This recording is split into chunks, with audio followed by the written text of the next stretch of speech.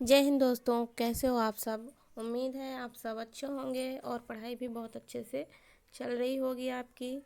तो दोस्तों, जैसा कि आप जानते हैं कि रेगुलर बेस पे जो ये प्रैक्टिस सेट का सीरीज चल रहा है, तो वो आपके लिए काफ़ी हेल्पफुल है। ठीक, तो प्रैक्टिस सेट करके आप अपना स्कोर बढ़ा सकते हैं। और ये बेसिकली यूपी टेट के लिए तो क्लास है ही है। अगर आप चाहें तो इसको सी टेट के लिए भी ले सकते हैं, क्योंकि सी टेट में कुछ अलग से नहीं आता है। ठीक, तो फिलहाल के लिए जो अभी एग्ज़ाम यूपी टेट के लिए ज़्यादा लाइट में चल रहा है, तो इसलिए इंडिकेट किया गया है सिर्फ यूपी टेट के लिए। बाकी इसमें ऐसा नहीं है कि आप सी टेट के लिए नहीं ले सकते हैं। ठीक है, तो कुछ जो पैडागॉजीज भी हैं, तो पैडागॉजीज में जो केवीएस आता है केंद्रीय विद्यालय का, तो वो उसमें भी हेल्पफुल करेगा आपका। तो आप इसको रेगुलर बेस पे क्लास करते रहिए। ठीक, तो चलिए, और आज के वीडियो में हम बात करने वाले हैं टॉप 20 क्वेश्चन। ठीक, तो इसमें आप बताइएगा कि कितने क्वेश्चन होते हैं आपसे। और कल से मैं टोटल 30 पे 30 ले आऊँगी। कल से 30 से 30 होगा। तो ये तो पेपर पैटर्न होता है, तो इसी बेस पे चलना है। ठीक, तो अभी आज के लिए इतना ही है, 20 क्वेश्चन। कल से मैं 30 पे ले आऊँगी। ठीक, तो ताकि जिसकी वजह से आप अपना स्कोर अच्छे से काउंट कर सकते हैं, एक सब्जेक्ट आपका अच्छे से क्लियर होगा। इसके बाद हम लोग हिंदी पर भी बात करेंगे। ठीक, और ऐसे बैक टू बैक फिर ईवीएस हो जाएगा। फिर संस्कृत का जो होता है आपका पैराग्राफ आता है, पैसेज जो आता है, तो उसको भी करवाएंगे। ठीक है, चलिए ठीक है, तो फिर मिलते हैं अपने आज के पहले क्वेश्चन की तरफ। यहाँ पे आ गया, तो यहाँ पे वो पूछा क्या है क्वेश्चन, शिक्षक का प्रमुख उद्देश्य क्या होता है। तो यहाँ पे क्या होगा, विद्यार्थियों से अधिक अंक दिलवाने का कोई होड़ यहाँ पे नहीं होता है। ठीक, तो अंक दिलवाना नहीं है यहाँ पे। अनुशासन अनुशासन लगा के बैठोगे तो बच्चा उतना अच्छे से कवर नहीं करता है, अच्छे से सीख नहीं पाता है। और रटवाना तो बिल्कुल भी नहीं है। उत्तर रटवाओगे तो बच्चे के खुद का माइंड डेवलप नहीं हो पाएगा, वो अपने से कुछ भी नहीं सीख पाएगा। और उसके साथ ही साथ जो होता है, वो जो स्वयं से बच्चा अपने अनुभव से जो सीखता है, तो वो भी धीरे धीरे करके वो उसका डेवलप नहीं होगा। इसलिए ये सारी चीज़ें निगेटिव मानी जाती हैं। तो इसका आंसर आप जान लीजिए। तो इसका आंसर अब तक तो आपको मालूम चल ही गया होगा क्या होगा। तो इसका आंसर हो जाएगा ऑप्शन नंबर बी। उनकी आत्मविश्वास और स्वनिर्णय क्षमता विकसित करना शिक्षा का मुख्य उद्देश्य होता है। ठीक है, तो ये हो गया आपका राइट आंसर। फिर चलते हैं अपने आगे क्वेश्चन की तरफ। तो यहाँ पे आ गया आपका क्वेश्चन। यहाँ पे पूछ रहा है, कार्य करते हुए सीखना की अवधारणा किस शिक्षा दार्शनिक ने दी थी। तो यहाँ पे हो जाएगा आपका जॉन ड्यूवी हो जाएंगे, जॉन ड्यूवी हो जाएंगे। ठीक, तो कहीं कहीं पर डेवी भी लिखा रहता है, ऐसा नहीं है, तो आप लोग मान के चलिएगा एक ही नाम है दोनों। तो इसका आंसर हो जाएगा जॉन ड्यूवी। ठीक है, आगे आ जाओ। नेक्स्ट क्वेश्चन क्या कह रहा है, यहाँ पे कह रहा है, पियाजे के अनुसार औपचारिक संक्रियात्मक अवस्था में बालक क्या क्या है। तो यहाँ पे पूछा है, केवल ठोस वस्तुओं पर विचार करता है, अमूर्त और तर्क से संगत रूप से सोच सकता है, आत्म केंद्रित होता है, भाषा सीखता है। तो यहाँ पे क्या होगा, तो इसका क्या होगा, तो ये यहाँ पे हो जाएगा पियाजे के अनुसार औपचारिक। तो औपचारिक का जो वर्ष एज है, तो वहाँ पे हो जाता है आपका 12 वर्ष से आगे का हो जाता है, या फिर 11 वर्ष ले सकते हो, 11 वर्ष से आगे का होता है। ठीक, तो यहाँ पे इसके लक्षण हो जाते हैं, अमूर्त और तर्क संगत रूप से वो सोचना शुरू कर देता है। ठीक, आगे आ जाओ। पियाजे ने 4 चरण दिए थे। ठीक है, 4 चरण दिए थे। तो फिर आगे आ जाओ नेक्स्ट। यहाँ पे कह रहा है, प्रतिक्रिया का मुख्य उद्देश्य क्या होता है, गलती बताना, दंड देना, सीखने में सुधार करना या परिणाम बताना। तो दोस्तों इसका उद्देश्य ये बिल्कुल नहीं होता कि आपको सिर्फ परिणाम बताया जाए, दंड देना। तो दंड देना बिल्कुल भी गलत है, पूरी तरह से गलत है। तो गलती बताना भी नहीं है, यहाँ पे सीखने में सुधार करना हो जाएगा फीडबैक का मतलब। ठीक है, तो आगे आ जाओ, नेक्स्ट आगे चलते हैं। यहाँ पे आ जाते हैं, सामाजिक सांस्कृतिक सिद्धांत किसके द्वारा प्रतिपादित किया गया था। तो यहाँ पे क्या होगा, स्किनर हो जाएगा, वाइगोत्स्की, पियाजे, ब्रूनर। तो किन्होंने दिया था, तो दोस्तों यहाँ पे ये हो जाएंगे वाइगोत्स्की हो जाएंगे। इन्होंने सामाजिक सांस्कृतिक का सिद्धांत दिया था। ठीक है, आ जाओ आगे। नेक्स्ट क्वेश्चन, सक्रिय अनुबंधन का मुख्य तत्व क्या है।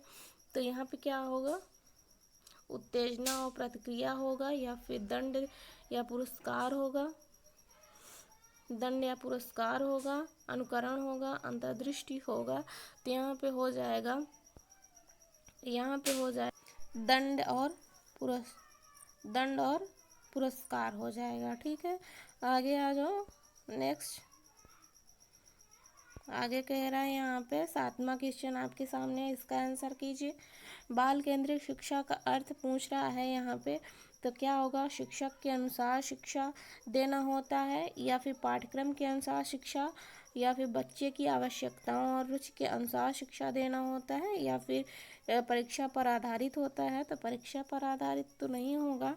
यहाँ पे बाल केंद्रित का मतलब पूछ रहा है, तो बाल केंद्रित का मतलब तो ये हुआ कि जो कुछ भी होगा बच्चों को ध्यान में रख करके किया जाएगा। तो यहाँ पे बच्चे की आवश्यकताओं और रुचि के अनुसार शिक्षा देना।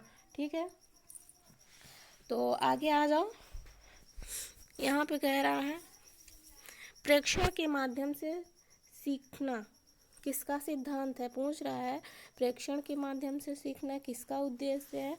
तो बताइएगा, पावलोव का होगा क्या, स्किनर होंगे, या फिर बंडूरा ने यह सिद्धांत दिया था, या फिर पियाजे ने।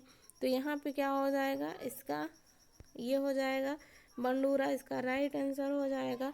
दोस्तों बंडूरा के बारे में कुछ और जान लो। यह बंडूरा जो है ये कनाडा के निवासी थे। ठीक है, ये कनाडा के निवासी थे। ठीक, इनका जो अधिगम का जो ये इन्होंने अधिगम का सिद्धांत दिया था, वो सामाजिक अधिगम सिद्धांत के लिए इनको जाना जाता है। और इनके जो और भी सिद्धांत के नाम हैं वो जान लीजिए। दोस्तों यहाँ पे जगह नहीं है, ठीक, तो मैं ऐसे ही बोल देती हूँ, आप नोट कर लीजिए या फिर ध्यान से सुनिए और उसको डायरेक्टली माइंड में क्लिक करते रहिए। ठीक, तो पहला हो जाएगा इसका नाम, इनके सिद्धांत का नाम। तो इनका एक सिद्धांत का नाम है सामाजिक अधिगम का सिद्धांत। ठीक, और एक हो जाएगा अप्रत्यक्ष अधिगम का सिद्धांत। ठीक,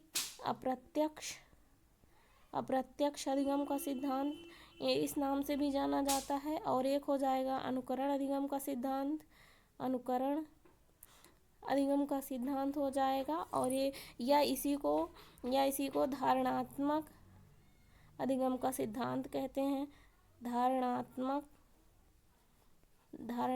अधिगम का सिद्धांत कहते हैं। और एक आता है सबसे, इनका जो फेमस अधिगम का नाम पूछ लेता है तो वो है एक आधारित।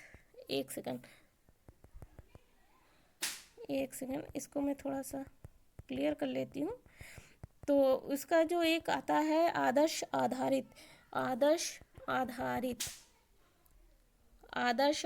हो जाता है, या प्रतिरूपित हो जाता है, प्रतिरूपित, या इसी को मॉडलिंग अधिगम का सिद्धांत भी कहते हैं। ठीक है, तो ये तीनों को ध्यान में रखिएगा। और एक आ जाता है अवलोकनात्मक प्रेक्षण अधिगम का सिद्धांत। ठीक है, तो इतना इनके बारे में ध्यान रखिएगा। फिर और कभी इनके बारे में जब क्वेश्चन में जिक्र होगा तो थोड़ा सा और डिटेल में बात करेंगे। ठीक है, तो अभी के लिए इस क्वेश्चन में इतना इनके बारे में जानते हैं। फिर आता है आपके सामने 9 क्वेश्चन। यहाँ पे पूछ रहा है बाल विकास की प्रक्रिया तो क्या है, निरंतर होती है, असंगत होती है, रुक रुक करके होती है, या अचानक होती है। तो यहाँ पे इसका आंसर क्या हो जाए, बाल विकास की जो प्रक्रिया है वो निरंतर चलती है दोस्तों, ठीक है, वो निरंतर चलती है, असंगत नहीं होती है, रुक रुक के नहीं चलती है, अचानक नहीं होती है, ठीक है। आ जाओ आगे। शिक्षक को विद्यार्थियों के व्यक्तिगत व्यक्तिगत मतभेदों का सम्मान क्यों करना चाहिए। तो यहाँ पे बोला है ताकि सम्मान बने रहें, ताकि प्रत्येक बालक का समग्र विकास हो सके, ताकि अनुशासन बना रहे, ताकि समय की बचत हो। अच्छा, तो आप समय की बचत करने जाओगे तो बच्चों को क्या पढ़ाओगे, ठीक। ताकि अनुशासन बना रहे, अनुशासन बना रहे, चहल पहल नहीं होगी तो पता लगा कि क्लास में कोई है ही नहीं, आप बच्चों को पढ़ा रहे हैं या फिर शासन कर रहे हैं, ठीक, तो नहीं होगा। इसका सबसे अच्छा उचित आंसर क्या होगा, तो यहाँ पे बी हो जाएगा, ताकि बच्चे जो हैं, बच्चों का समग्र विकास हो सके, ठीक। आगे आ जाओ। अगला कह रहा है क्वेश्चन नंबर 11 कह रहा है आंतरिक प्रेरणा का सर्वोत्तम उदाहरण पूछ रहा है, क्या है। तो इनाम पाने के लिए पढ़ना होता है, परीक्षा के डर से पढ़ना होता है, ज्ञान प्राप्ति के आनंद के लिए, यही इसका आंसर हो जाएगा, ठीक है। आंतरिक प्रेरणा का मतलब यही तो हुआ ना कि स्वयं को आनंदित करें, खुद से प्रेरित होकर आप पढ़ें और आनंदित आप महसूस करें, ठीक है। किसी लालच में नहीं, किसी लालच में तो पढ़ना नहीं है, परीक्षा के डर से, है ना। आ जाओ आगे। आगे कह रहा है संज्ञानात्मक विकास का केंद्र क्या है। सोच तर्क का विकास, शारीरिक विकास, सामाजिक संबंध, भावनात्मक परिपक्वता। यहाँ पे क्या होगा, संज्ञानात्मक विकास का केंद्र क्या होता है, सोच और तर्क का विकास होगा, शारीरिक विकास होगा, सामाजिक संबंध होगा, ठीक। तो इसका आंसर हो जाएगा सोच और तर्क का विकास, ठीक है। आगे आ जाओ। यहाँ पे क्वेश्चन नंबर 13 शिक्षक द्वारा सहायक शिक्षण का उद्देश्य क्या पूछा है। शिक्षक द्वारा सहायक शिक्षण का उद्देश्य कमजोर छात्रों को दंड देना, कमजोर छात्रों को दंड देना होता है और उनके सीखने में आने वाली कठिनाइयों को दूर करना होता है। शिक्षक द्वारा सहायक शिक्षण का उद्देश्य जो है तो ये यही हो जाएगा, उनके सीखने में आने वाली कठिनाइयों को दूर करना होगा, ठीक है। और ऑप्शन से बाकी ऑप्शन भी आप गौर कर लीजिए। तो अवसर छात्रों को बढ़ाना, ये तो अपने आप में सब कुछ देखने में पता चल रहा है ना कि ये ऑप्शन हो ही नहीं सकता। अनुशासन बनाए रखना, ठीक। आगे आ जाओ। क्वेश्चन नंबर 14 नैतिक चिंतन का अध्ययन किसने किया था पूछा है यहाँ पे। तो मैस्लो ने किया था, कोहलबर्ग ने किया था, ब्रूनर ने किया था, एरिक्सन ने किया था। तो बताइएगा। तो यह दोस्तों कोहलबर्ग ने किया था, ठीक है, कोहलबर्ग ने किया था। इन्होंने 10 से 16 वर्ष के कुछ बच्चों पर अध्ययन किया था। इनका जो अध्ययन था 10 से 16 वर्ष के कुछ बालकों पर आधारित था, ठीक है। इन्होंने जो है उनका अध्ययन जो था तो ये हिंज नामक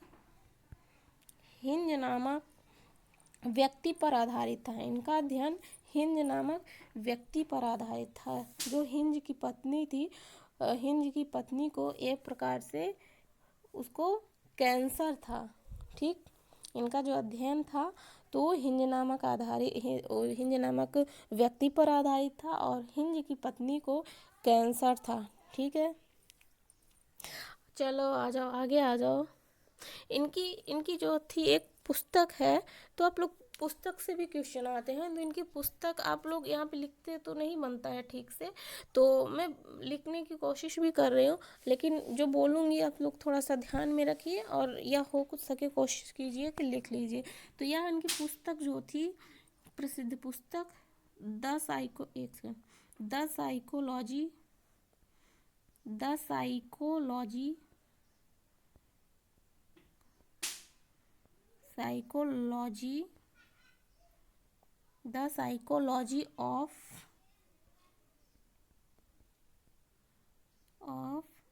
मोरल डेवलपमेंट, मोरल डेवलपमेंट,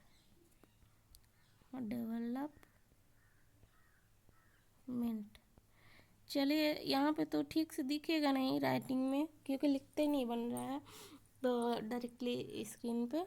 तो जो मैंने बोला है, तो the psychology of moral development, इनकी एक ये बहुत ही प्रसिद्ध पुस्तक है। तो पुस्तक से आपका क्वेश्चन बनता है, तो कभी कोहल वर्ग का पूछ लिया, तो कभी स्किनर का पूछ लिया, कभी थॉर्नडाइक का पूछ लिया।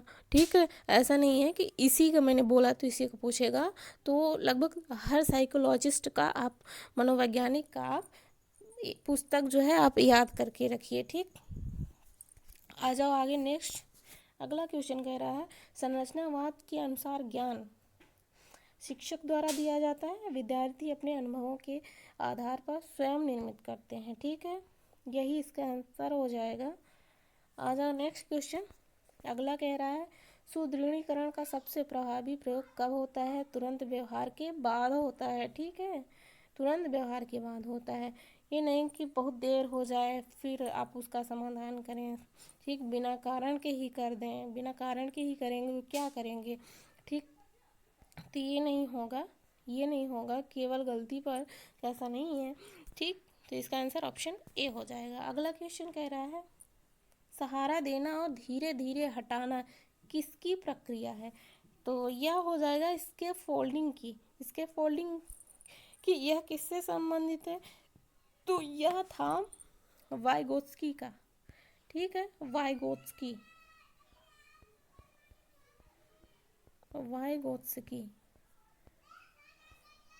आगे आ जाओ।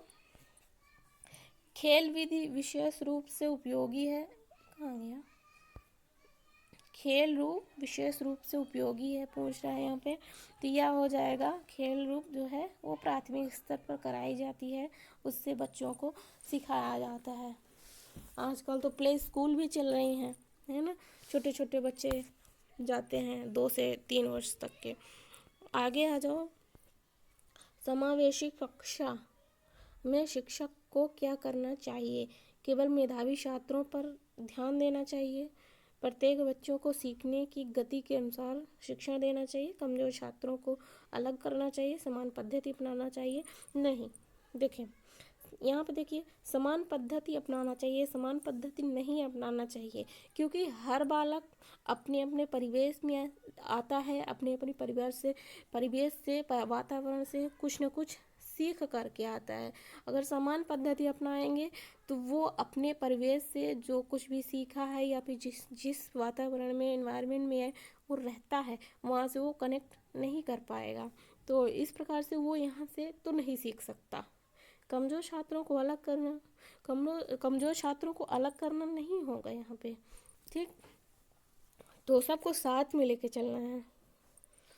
पर यहाँ पे इसका आंसर हो जाएगा ऑप्शन बी ही हो जाएगा। एक सेकंड, ऑप्शन बी हो जाएगा, इसका आंसर ऑप्शन बी हो जाएगा। ठीक है, प्रत्येक बच्चे की सीखने की गति के अनुसार शिक्षण देना होगा। अगला आ जाओ, और आज का लास्ट क्वेश्चन, सहपाठी शिक्षण का मुख्य लाभ क्या होता है? शिक्षक का कार्य कम हो जाता है, बच्चों में सहयोग, समझ, सह अध्ययन की भावना विकसित होती है, समय की बचत होती है, परीक्षा में अच्छे अंक मिलते हैं। सहपाठी शिक्षण का मुख्य लाभ या उद्देश्य क्या है पूछा है, तो यहाँ पे बच्चों में सहयोग, समझ, सह अध्ययन की भावना विकसित होती है। ठीक है, इसका आंसर ये होगा, ये हो जाएगा बी, ये करेक्ट हो जाएगा। ठीक है, सहपाठी शिक्षण से। तो दोस्तों आज के फिर वीडियो में टॉप 20 क्वेश्चन थे, तो जो हो गए हैं हम लोग बताइएगा कितने आपने करेक्ट किए हैं, कमेंट बॉक्स में डायरेक्टली आप बताएंगे। ठीक, और अगर अच्छा लग रहा है तो बताइएगा, फीडबैक दीजिएगा, और चैनल को भी सब्सक्राइब कीजिएगा और हमें आगे बढ़ने का मौका दीजिएगा। हम आपके लिए हमेशा तत्पर रहेंगे। ठीक है, तो फिर मिलते हैं नेक्स्ट वीडियो में। आप सबका बहुत बहुत धन्यवाद, दिल से शुक्रिया। जय हिंद।